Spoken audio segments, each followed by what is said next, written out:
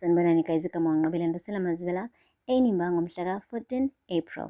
Hi-ke guys, uLazarus besambambe ngqi ngomqala u-Azande lapho uma wakhe belokhu ekhalile ethi ayi sigqibo, ndiyazi kaloku ukuba unomsindo, kepha ndicela phela umdedele uzombulala. Lapho engafuni nhlobo ukumdedela guys, the ngesikade wamdedela wathi thetha kaloku, wazama ukukha umoya u-Azande wakhwehlela eyi kubonakala ukuthi umoya uphuma kanzima guys. Indoda ibimbambe ngampela lapha ngobhongwane emqaleni. Guys, umaneja wathi ndidinga izimpendulo kuwe Azande. Ubuthethe ukuthini bawutata unesandla ekuhambeni kamfazi wakhe? Thetha kaloku. Eyi Azande, yeyi kwamshubela guys, inhlanzi yashelwa amanzi. Engazi nanokuthi phela achaza thini ngoba phela wezwa kancane exolisa ubaba kaLazarus, hhayi ukuthi wazi sonke isitori.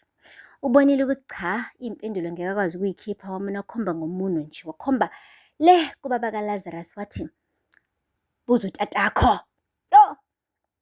Nangampela amakhanda womabili kaNonceba beno-Lazarus aphenduka abheka ngakuyena phela ubaba wabo. Wathi uLazarus, tata, thetha kaloku. Kwenzeka ntoni ngaleya mini? UNonceba wa-eda naye wathi, ewe tata, sixelele. Ngabe kukhona yini into eyenzeka kumama ngaphandle kwe-brain aneurysm le abayishilo odokotela? Kukhona yini okunye kwenzeka kuye ongasixelelanga kona? Yo! Wathule ngathi hakezwa baba kaLazarus guys, wathule ngathi iy'ndlebe zivaliwe guys. Lapho uLazarus wamane wabona ukuthi no, kumele ayeke ukumncenga lo baba, kumele ayifune ngenkani impendulo. Wathi tata, ndithetha kaloku. Wanyusa ivoice. Ngapha-ke guys, uZoleka bebuye e-ofisini emsebenzini, uyafika lapha endlini uyabuza uphi uLazarus. Uyasho-ke uRoseline isisebenzi sabo ukuthi hhayi, uhambile benoNonceba ethukuthele impela, waya laphaya emzini kababa wakhe efuna iy'mpendulo. Akazi naye ukuthi iy'mpendulo zani. Yo! Watatazela uZoleka, wathi uthi uzama ukumfonela uLazarus wafica ifoni ivaliwe. Hhayi, wagijima ugel waqonda ngqo ngoba uyazi ukuthi wherever he is kushubile guys, kuvutha amalangabi. Uthe mengena nje ngomnyango wathi, Lazarus, please stop it. Wait there sithandwa sami, ungayingeni lena. Yo! Guys, wathi tata thetha. Wathi ndiyacela sithandwa sami, ndicela umyeke utatakho, uyazi nawe wayemthanda uma wakho, wayengeke enze into ezomenza ukuthi agcine ezubuhlungu. Wathi ndithe, not today sithandwa sami, ndikuthanda impela but stay out of this. Yo!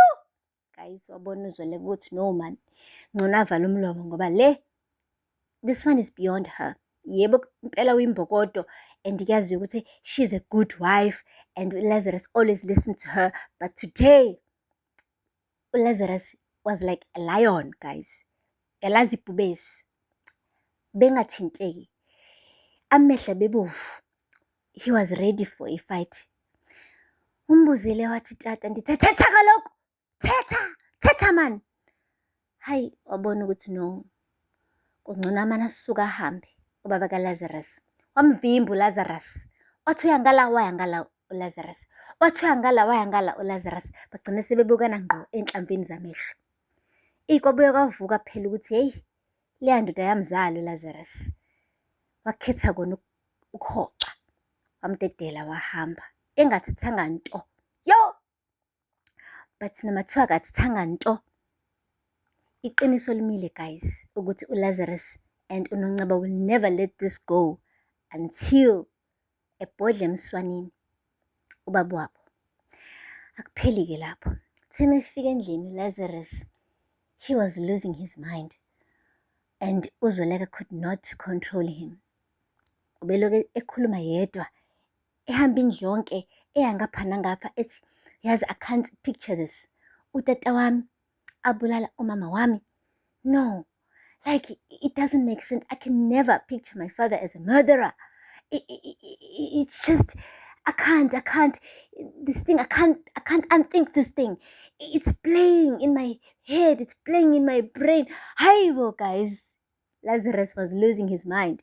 lapho uzoleka uyamnikeza ihug, uyamduduza, uyasho ukuthi I'm here for you, calm down, I'm here, okay, I won't go, like ngizohlala nawe, I will support you in all of this, whatever the truth is, mina ngizobe ngikhona, okay. But uLazarus is not there.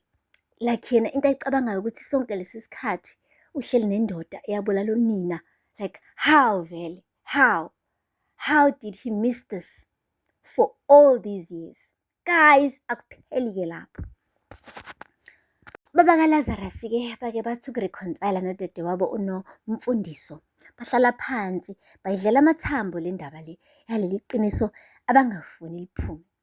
Umtshelile-ke kudadewabo ukuthi bhuti, ndicinga ukuba sekuyixesha lokuba uthathe inyani. Baxelela abantwana. Ndicinga ukuba naye uNozamile uyafuna uba inyani iphume, yingakho kumane nje kwaphuma le mfihlo ngendlela embi kangaka. Usiyasho-ke ubaba kaLazarus uthi njani kodwa dadewethu, uyazi mengase ndixelele abantwana bami le ndaba kuyobe sekuwuqhekeko lwethu lolo. Kuyobe sendifuna uba mina ngiphulukiswane nabo. Uyasho ukuthi kodwa noma thiwa uyathula, asoze bakujonga ngendlela efanele. Kumele ubaxelele ngoba angeke kube khona ukuthula apha endlini uze wena uthethe le nyani. Yo guys, uyasho ukuthi yazi abantwana bami bazondinyanya, bazocinga ukuba ndisilwane kaloku. Le ndoda bebebiza ngotata sonke lesi sikhathi iyisilwane. Uyasho-ke uNomfundisi ukuthi noma kunjalo mfowethu, inyani kumele iphumile. Guys, uNomfundisi uma nomnikeza ifoni wathi mabafonelwe. Nangampela wafona ubaba kaLazarus. uLazarus wayibamba kahle ifoni ehleli noNonceba. Hhayi, wabaxelela uba bantwana bami, bendicela ukunibona ngomso ukuze ndinixelele yonke inyani, ebese ndanixelela ukuthi mina ndinesandla njani ekuswelekweni kamama wenu. Waqeda wayidropha ifoni. Wabashiya bekhamisile-ke uLazarus benoNonceba.